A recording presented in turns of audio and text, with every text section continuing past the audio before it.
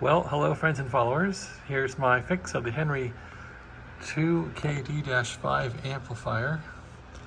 As I said in previous videos, this 25K resistor was burned up, open, so got a new one from a nice seller on eBay, somewhere in New York State, I think. Got a bunch of these, so I thought I needed all of these, but it turned out I just needed this one here.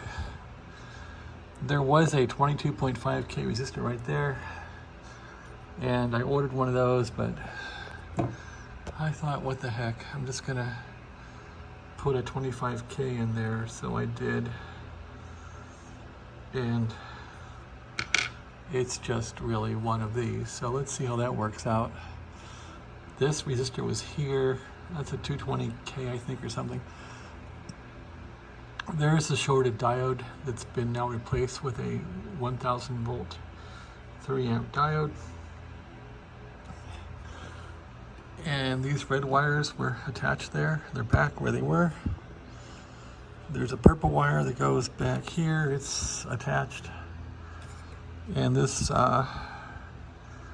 blue and white and green wire is back on. So the bugaboo with this thing also was this little connector was loose. It wasn't grounded and flopping around. It was probably out about 4 screw turns on this little nut in the bottom, and that causes it to go from 2 ohms to 200 ohms. I'm not sure what that little connection's for, but it's back on 2 ohms now, being connected. So, I did forget one thing. I gotta connect up the main high voltage wire. I think that goes to here, or here. Okay, yeah, it goes right there. Put that on, and then I'm gonna see if this thing fires up. So I'm gonna put the case back on here in case these explode, which they could, and hope for the best. So that's my little update. It's been really painful to, it was painful to get this thing back in here. The power of this soldering iron wasn't even enough really to work that. It didn't have enough power at 200 watts, 260 watts. Finally got it on there. That was really painful.